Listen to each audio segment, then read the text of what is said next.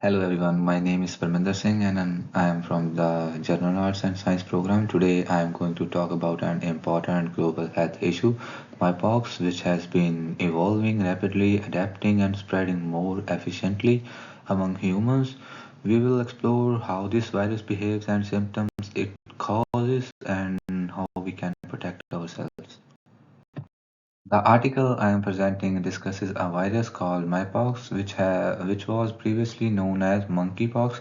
Historically, Mpox was mostly found in animals, especially in certain regions of Africa, but recently we have seen that the virus has started transmitting from frequently between humans, making it a growing public health concern. Pox belongs to a family of viruses called orthopox virus. It is closely related to smallpox, but unlike smallpox, mpox is not usually fatal. In fact, in 2022, it caused a global outbreak with cases appearing in many countries where it had never been seen before. Mpox is not an RNA virus, it is actually a DNA virus, which means it has more genetic stability. It is also an enveloped virus. This means it has a fatty outer coating. This envelope helps the virus enter human cells more easily, making it harder for our immune system to fight off. Mpox mainly targets skin cells, especially epithelial cells, which are on the surface of the body. It also attacks parts of the immune system, including macrophages, which normally help us fight infections by using these cells. Mpox spreads more effectively within the body. Symptoms of mpox can be very uncomfortable. People often get a fever, feel very tired, and experience muscle aches. One of the most well-known symptoms is a painful blistering rash. Also, many people experience swollen lymph nodes, which is a key sign of mpox. Mpox usually lasts between 2 to 4 weeks. People are contagious during the same time they show symptoms, especially when they have the rash. Even after the blisters dry out, the scabs can still spread the virus until they fall off completely.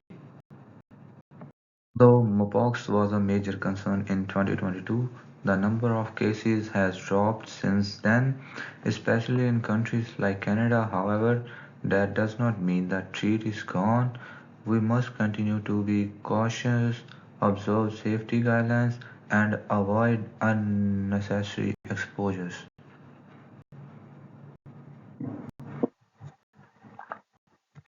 In Canada, there were over 1,400 Mpox cases reported in 2022. Now there are only a few new cases being reported each month. This environment is thanks to public health efforts in testing, vaccines, and patient care. Still, ongoing awareness is essential to prevent future outbreaks.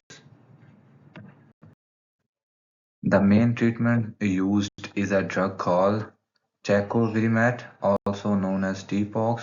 The medication helps to stop the virus from spreading inside the body. Doctors also give pain relief and fluids to help with symptoms and prevent complications. There are two main vaccines used to protect against mpox. This first is Jynneos, which is a safe, live but non-replicating vaccine, meaning it cannot multiply in the body. The second vaccine is Acam 2000, but it can have more side effects, so it's used less often.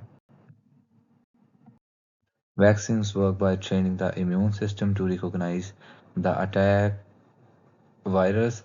They are usually given to people who are at high risk or those who may have been in contact with an infected person. These vaccines were originally made for smallpox, but they also offer protection against Mpox. Main idea of the article is that Mpox is changing. It's becoming better at spreading among humans and might be adapting to live longer within human populations. Health experts say we must monitor this evolution carefully and stay alert to future changes. Overall, I think the article is clear and mostly accurate. However, it does not include enough scientific data or references.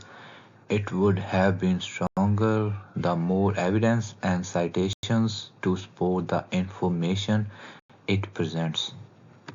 Unfortunately, the article did not provide any proper references or a source list.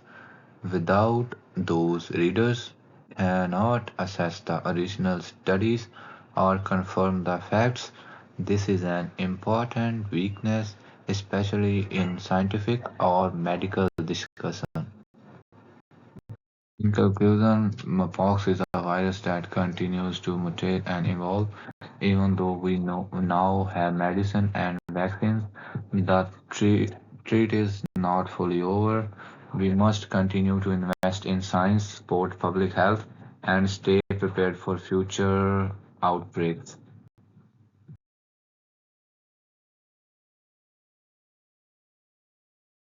Thank you all for listening. I hope this presentation helps you understand the evolving threat of Mpox and why it is important to stay informed.